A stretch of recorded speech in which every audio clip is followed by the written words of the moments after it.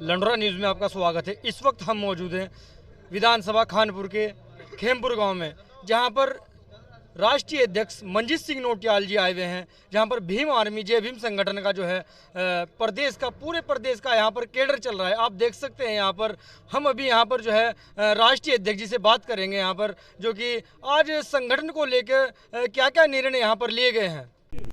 हम भारत के लोग भारत को एक संपूर्ण प्रभुत्व संपन्न समाजवादी पंथ निरपेक्ष लोकतांत्रिक गणराज्य बनाने के लिए तथा उसके समस्त नागरिकों को सामाजिक, आर्थिक और राजनीतिक न्याय, विचार, अभिव्यक्ति, विश्वास, धर्म और उपासना की स्वतंत्रता, प्रतिष्ठा और अवसर की क्षमता प्राप्त करने के लिए उन सब में व्यक्ति की गरिमा और राष्ट्र की एकता और अखंडता सुनिश्चित करने वाली बंधुता बनाने के लिए दृढ़ संकल्प होकर अपनी संवैधानिक सभा में आज संविधान सभा को अंगीकृत अधिनियम और आत्मसमर्पित करते हैं। जय भीम, जय भीम, जय भीम, जय भीम, जय भीम, जय भीम, जय संविधान, जय संविधान के लिए स्वागत करते हुए इसमें सबसे पहले ये जानकारी लेना जरूरी है कि प्रदेश के कितने पदाधिकारी हैं। प्रदेश प्रभारी भी है, एक मिनट प्रदेश प्रभारी आ जाए। प्रदेश प्रभारी जी, उत्तराखंड में कितने जिले हैं? 13 जिले में आप अब तक कितने जिलों में घूम पाए हैं? जिले हैं 9 जिलों में अब तक नहीं जा पाया आप।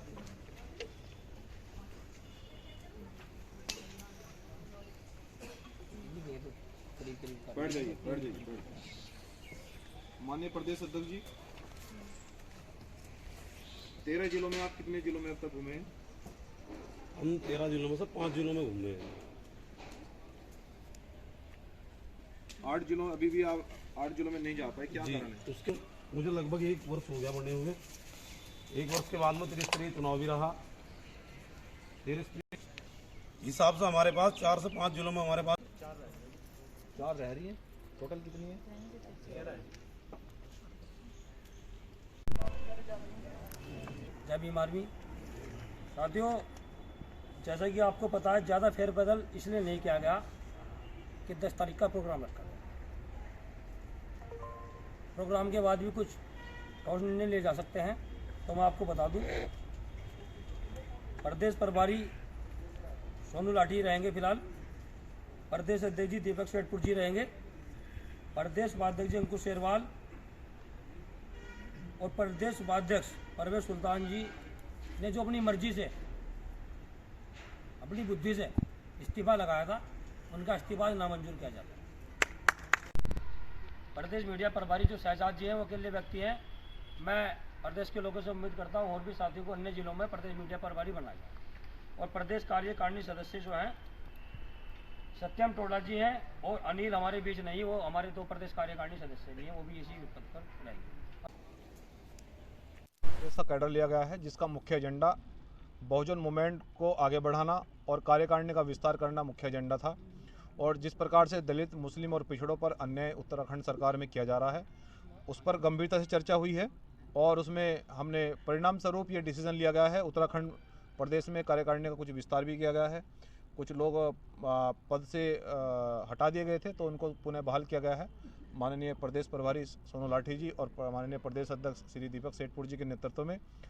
और मुख्य बात यह है कि आज एक डिसीजन प्रदेश के नेतृत्व में बड़ा लिया गया है। 10 मार्च को एक बड़ा सामाजिक आंदोलन इस प्रदेश के अंदर रुड़की में होने जा रहा है, जिससे कि जितने भी अत्याचार इस प्रदेश में दलितों पर, मुस्लिमों पर, पिछड़ों पर हो रहे हैं, तो हमारा अपने बहुजन समाज से और जितने भी पीड़ित लोग हैं, जिनको दबाया जा रहा है, जिनको जाति नाम के नाम पर उनको सताया जा रहा है, उन सभी भाइयों से, उन सभी बहनों से हमारा ये अपील है कि आने वाली 10 मार्च को आप रुड़की नेहरू स्टेडियम जरूर पहुँचें, क्योंकि ये लड़ाई राजनीतिक लड़ाई नहीं है, ये लड़ाई अन्य के खिलाफ है।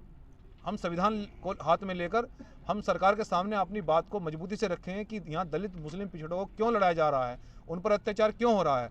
और उसके बाद में कुछ कार्यकारिणी का विस्तार किया गया है, जो कि सभी प्रदेश के लोग अब मजबूती से प्रदेश को आगे बढ़ाएंगे।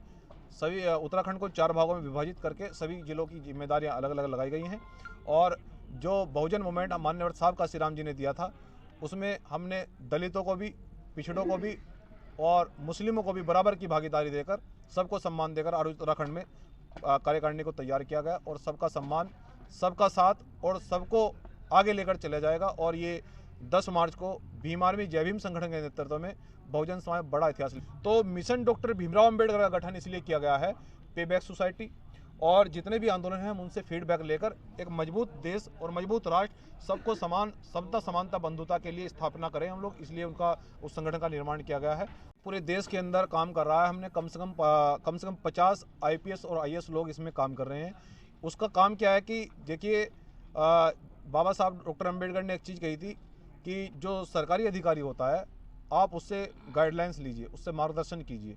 और जहाँ कहीं भी आंदोलन में हमें कहीं उनकी ज़रूरत पड़ती है, चाहे वो धन को लेकर हो, चाहे वो किसी भी समस्या को लेकर हो, तो हम उनसे डिस्कस करेंगे। वो हमें फीडबैक भी देते रहेंगे कि अब वर्तमान में समाज की क्या ज़रूरत है, हमें अब किस आंदोलन की ज़रूरत है, अब हम लोग क्यों पिछड़े हुए हैं, हमारी सीटें कहाँ खाली हैं और कहाँ हमारी सीटें नहीं भरी जा रही हैं, जिससे कि जो दूसरे लोग हैं, वो सत्ताधारी लोग उसका फ़ायदा उठा रहे हैं। तो मिशन डॉक्टर भीमराव अम्बेडकर का गठन इसलिए किया गया है।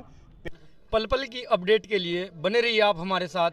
लंडोरा न्यूज़ से मैं कमलजीत सिंह, कैमरामैन मेहरबान मलिक के साथ।